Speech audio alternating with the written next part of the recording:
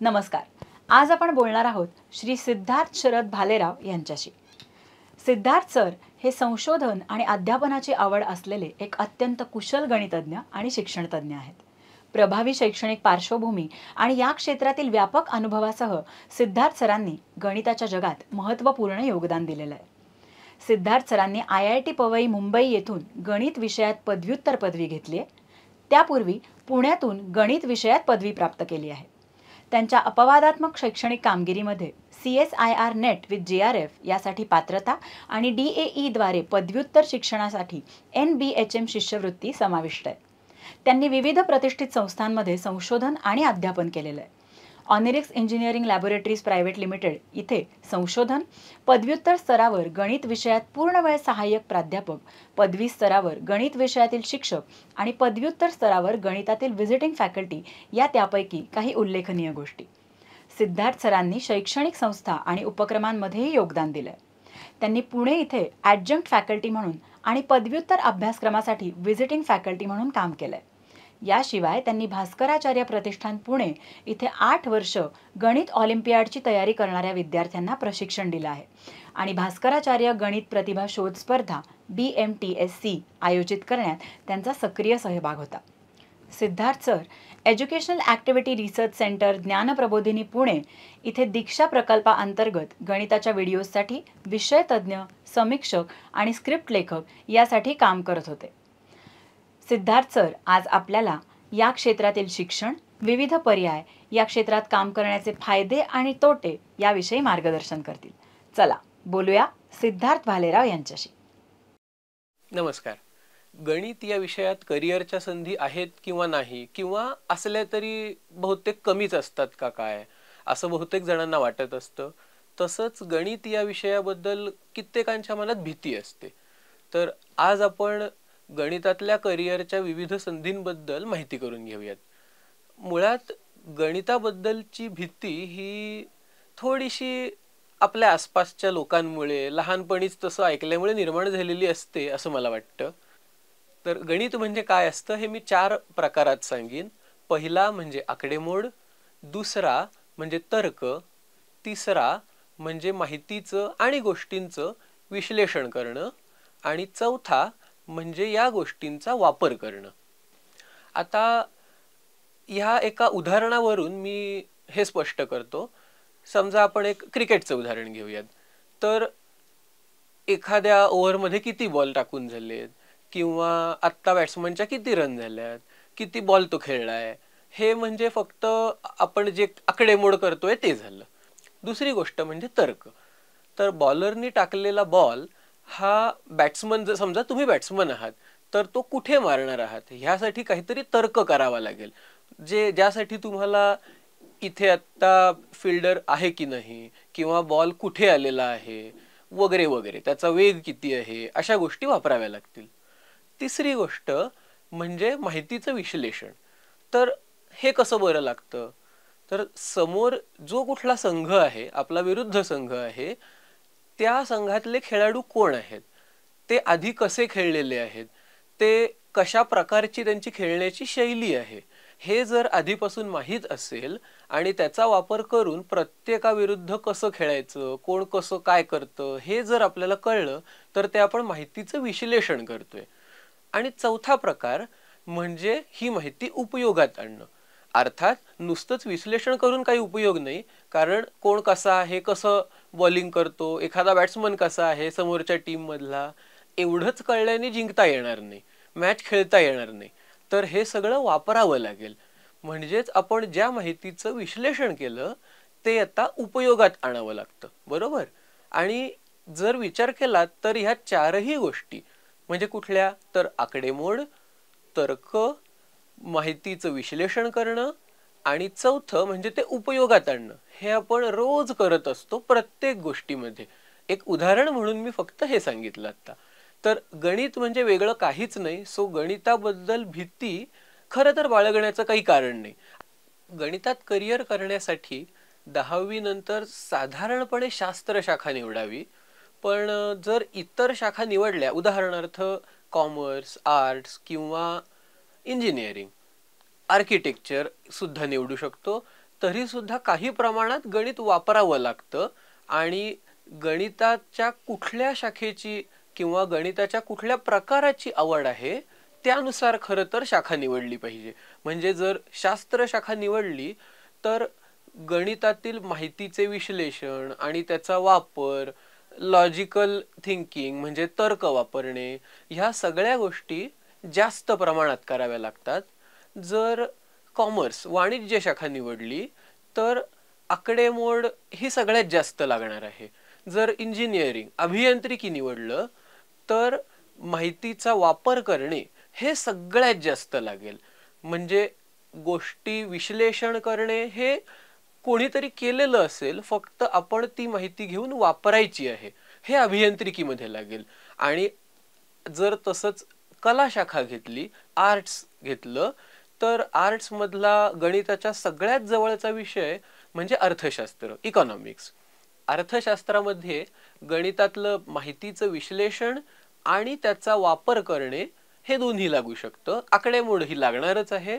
जर संशोधन करायचं असेल तर माहितीचं विश्लेषण लागेल, नाही तर त्याचा वापर करणं हे लागतं.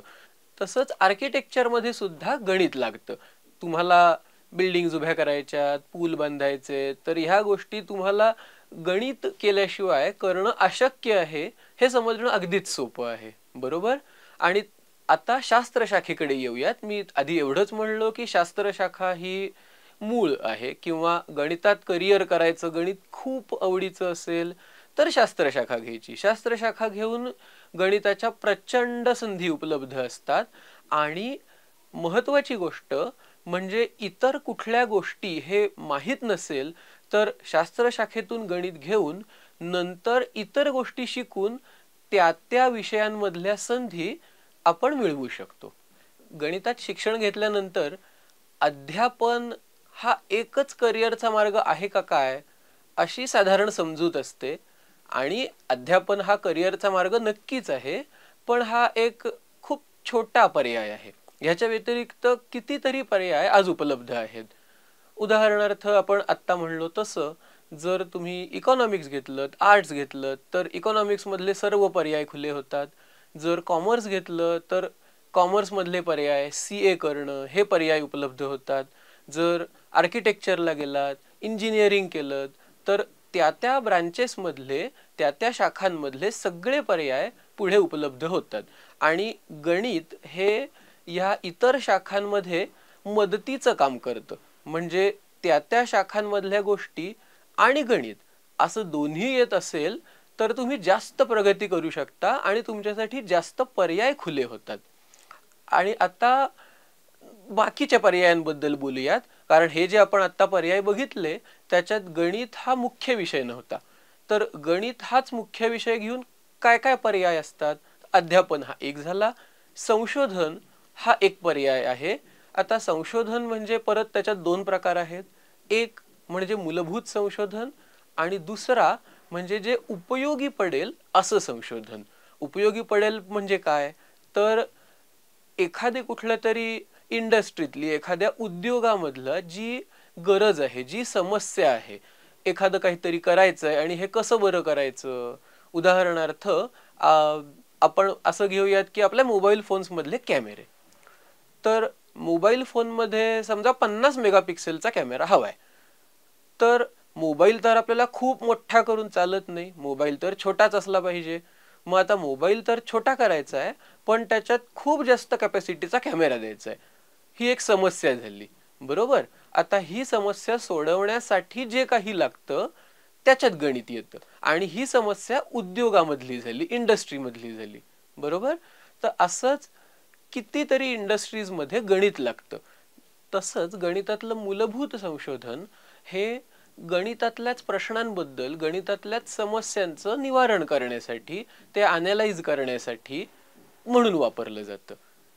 आणि फक्त संशोधन एवढंच नाही तर इंडस्ट्रीजमध्ये, वेगवेगळ्या उद्योग क्षेत्रांमध्ये गणिताचा अजूनही वापर केला जातो, ज्याचं एक सगळ्यात मोठी गोष्ट म्हणजे क्वालिटी कंट्रोल. एखादी कुठलीही गोष्ट जेव्हा उत्पादन त्या गोष्टीचं होत असतं तेव्हा ते कसंही करून चालत नाही. जेव्हा आपण ग्राहकांना ती वस्तू विकतोय तेव्हा त्याची एक काहीतरी क्वालिटी असावी लागते, बरोबर? तर ती क्वालिटी आहे की नाही, सगळी यंत्र बरोबर काम करतायत की नाही, हे बघण्यासाठी क्वालिटी कंट्रोल डिपार्टमेंट्स असतात. आणि ह्या डिपार्टमेंट्समध्ये गणित येत असलेली लोक असतात. याच्यासाठी मुख्यत्वे स्टॅटिस्टिक्स, संख्याशास्त्र हा गणितातला भाग लागतो. गणिताचं अजून एक कदाचित माहीत नसलेली गोष्ट म्हणजे तुम्ही स्पर्धा परीक्षा देऊ शकता. म्हणजे UPSC MPSC ला जो सामान्य विषयांमध्ये ॲप्टिट्यूड असतं तिथे तर गणित लागतंच. ते म्हणजे आकडेमोड आणि तर्क ह्या गोष्टी झाल्या. आणि तसंच गणित घेऊन, गणित हा मुख्य विषय घेऊन सुद्धा UPSC MPSC या स्पर्धा परीक्षा देता येतात. पण जर गणित हा मुख्य विषय घ्यायचा असेल तर मात्र गणित या विषयामध्ये शास्त्र शाखा घेऊन बऱ्यापैकी चांगलं शिक्षण घेणं गरजेचं आहे. गणिताच्या संधी नव्याने ज्या क्षेत्रात उपलब्ध झालेल्या आहेत असं क्षेत्र म्हणजे आर्टिफिशियल इंटेलिजन्स किंवा डेटा सायन्स. या गोष्टींमध्ये प्रचंड गणित लागतं. अर्थात गणिताच्या जोडीने तुम्हाला कॉम्प्युटरची पण गरज लागते. पण वेगवेगळे या फील्डमधले, या क्षेत्रामधले अल्गोरिदम्स तयार करणे किंवा हे कसं चालणार आहे हे बघणे, या सगळ्या गोष्टींमध्ये प्रचंड गणित येत असलेल्या लोकांची गरज आहे. आर्टिफिशियल इंटेलिजन्स, डेटा सायन्स या क्षेत्रांमध्ये गणित येत असलेल्या लोकांची आज प्रचंड गरज आहे. जीवशास्त्र किंवा बायोलॉजी या विषयात सुद्धा गणिताचा वापर केला जातो. जसं की बायोटेक्नॉलॉजी, बायो इन्फॉर्मॅटिक्स किंवा बायोस्टॅटिस्टिक्स या क्षेत्रांमध्ये गणित आणि सांख्यिकी या दोन्हींचा वापर केला जातो. 12वी नंतर गणितातल्या शिक्षणाबद्दल बोलायचं तर शास्त्र शाखेमध्ये पदवी आणि त्याच्यानंतर पदव्युत्तर म्हणजे BSc आणि मग MSc असं शिक्षण घेता येतं. जर आर्ट्स, कॉमर्स अशा शाखा निवडल्या तर त्या शाखांमधली पदवी, पदव्युत्तर असं शिक्षण घेता येतं. आणि तसंच आर्किटेक्चर आणि इंजिनिअरिंगसाठी सुद्धा असतं. पण मुख्यत्वे गणितासाठी शास्त्र शाखा आणि त्याच्यातलं पदवी, पदव्युत्तर म्हणजेच BSc आणि MSc हे ढोबळमानाने पर्याय असतात. पण एवढा एकच पर्याय असतो का तर नाही. आपल्या भारत देशामध्ये बऱ्याच अशा संस्था आहेत ज्याच्यामध्ये गणितातल्या शिक्षणासाठी BSc, MSc आणि तसंच इतर सुद्धा संधी उपलब्ध असतात. उदाहरणार्थ भारतामधल्या IITs, Indian institute of technologies मध्ये गणित हा विषय घेऊन MSc करता येतं. काही IITs मध्ये BSc आणि MSc असे इंटिग्रेटेड कोर्सेस सुद्धा उपलब्ध आहेत. या कोर्सेससाठी विशिष्ट प्रवेश परीक्षा असते. 12वीच्या मार्कांवर प्रवेश मिळत नाही. आणि ही सगळी जी माहिती आहे ती त्या सगळ्या संस्थांच्या संकेतस्थळांवरती, वेबसाईट्सवरती अवेलेबल असते. तर IITs मध्ये BSc MSc हे नवीन सुरू झालंय, हे प्रत्येक IIT साठी नाही. पण MSc हे बऱ्याच IITs मध्ये आहे आणि त्याच्यासाठी सुद्धा वेगळी प्रवेश परीक्षा असते. तसंच PhD साठी म्हणजे BSc आणि MSc हे कुठल्या तरी विद्यापीठामधनं, कॉलेजमधून पूर्ण केलं की त्याच्यानंतर PhD करण्यासाठी IITs मध्ये जाता येऊ शकतं. आणि IITs ह्या भारतातच नाही तर जगभरात नावाजलेल्या संस्था आहेत. आता फक्त IITs आहेत का तर नाही. भारतातल्या बाकी संस्था जसं की TIFR, Tata institute of fundamental research, या संस्थेत सुद्धा तुम्ही गणित शिकण्यासाठी ॲडमिशन घेऊ शकता आणि त्यांची सुद्धा वेगळी प्रवेश परीक्षा असते. तशाच CMI, Chennai mathematical institute, IISc, Indian institute of sciences, अशा बऱ्याच भारतामध्ये संस्था आहेत. अशा भारतामध्ये बऱ्याच संस्था आहेत ज्यांमध्ये तुम्ही गणिताचं शिक्षण घेऊ शकता. याच संस्थांसारख्या ICERS या सुद्धा संस्था आहेत जिथे तुम्ही BSc आणि MSc आणि त्याच्यानंतर PhD सुद्धा पूर्ण करू शकता. वेगवेगळी महाविद्यालय, विद्यापीठ हे नेहमीचे पर्याय आणि त्याच्याच जोडीने IITs, ICERS, TIFR, CMI, IISCs असे विविध पर्याय भारतात उपलब्ध आहेत. परदेशातली विद्यापीठं आणि तिथल्या इतर संस्था हा सुद्धा एक खूप चांगला पर्याय आहे. आणि शक्यतो भारतामध्ये BSc करणं, MSc करणं हे कुठल्याही तुम्ही कॉलेजमधनं केलं तरीही नंतर चांगल्या कुठल्या तरी संस्थेमध्ये प्रवेश घेऊन पुढचं शिक्षण घेणं हे करिअरसाठी फायदेशीर ठरतं. गणितातल्या शिक्षणासाठी हे जे वेगवेगळे अभ्यासक्रम आहेत त्यांच्यासाठीची फी ही शक्यतो महाविद्यालये आणि विद्यापीठे यांच्यात कमी असते. आणि त्यातही दोन प्रकार आहेत, अनुदानित आणि विनाअनुदानित. अनुदानितची फी कमी असते, विनाअनुदानितची त्याहून थोडी जास्त असते. आणि बाकीच्या संस्था जसं की IITs, IISERs, TIFR, CMIs आणि बाहेरच्या संस्था, भारताबाहेरच्या संस्था ह्यांच्यामध्ये ही फी त्याहून जरा जास्त असते. आणि या सगळ्या संस्थांमध्ये म्हणजे विद्यापीठ असो, महाविद्यालय असो किंवा इतर कुठल्या संस्था असोत, त्यांच्यात शिक्षणासाठी विविध शिष्यवृत्त्या उपलब्ध असतात. त्या शिष्यवृत्त्या संस्थांनी दिलेल्या असतात, जिथे तुम्ही शिक्षण घेताय त्या संस्था. तसंच काही शिष्यवृत्त्या ह्या सरकारी असतात, शासनाने दिलेल्या असतात. आणि काही शिष्यवृत्त्या ह्या खाजगी असतात. ह्या शिष्यवृत्त्यांसाठी साधारणपणे एखादी प्रवेश परीक्षा असते किंवा तुम्हाला मिळालेले गुण हा निकष असतो. मूलभूत गणिताच्या शिक्षणासाठी शक्यतो कुठले छोटे कोर्सेस नसतात, पण एखादी विशिष्ट त्याच्यातली शाखा, कुठले तरी स्पेशलाइज्ड कोर्सेस असतील. उदाहरणच द्यायचं झालं तर आर्टिफिशियल इंटेलिजन्स, डेटा सायन्स किंवा क्वालिटी कंट्रोल अशा प्रकारांमध्ये बरेच छोटे कोर्सेस उपलब्ध असतात. आणि हे छोटे कोर्सेस वेगवेगळ्या संस्था सुद्धा चालवतात आणि तसंच ते ऑनलाईनही उपलब्ध असतात. गणितासाठी लागणारी सगळ्यात मूलभूत स्किल्स म्हणजे आकडेमोड आणि तर्कशुद्ध विचार. याच्यात जोडीने लागणारं सगळ्यात महत्त्वाचं स्किल म्हणजे प्रॉब्लेम सॉल्व्हिंग. आणि या सगळ्याला मदत करणारी इतर स्किल्स म्हणजेच pattern finding, structure building and identifying आणि तसंच गोष्टींमधला इंटरडिपेंडन्स शोधणे. आजच्या दिवसांमध्ये गणितातल्या क्षेत्रात करिअर करण्यासाठी कामाच्या सगळ्यात जास्त संधी ह्या मी मगाशी सांगितल्याप्रमाणे आर्टिफिशियल इंटेलिजन्स आणि डेटा सायन्स या क्षेत्रांमध्ये आहेत. आणि ह्याच्यात जोडीने तुम्हाला क्वालिटी कंट्रोल या क्षेत्रात किंवा इंडस्ट्रीजमध्ये बाकी वेगवेगळ्या पदांवरती रिसर्चर म्हणून, टीचर म्हणून अशा सुद्धा प्रचंड संधी उपलब्ध असतात. याचबरोबर बँकिंगमध्ये, फायनान्सच्या क्षेत्रात आणि तसंच ॲनालिस्ट म्हणून सुद्धा काम करण्यासाठी बऱ्याच संधी उपलब्ध आहेत.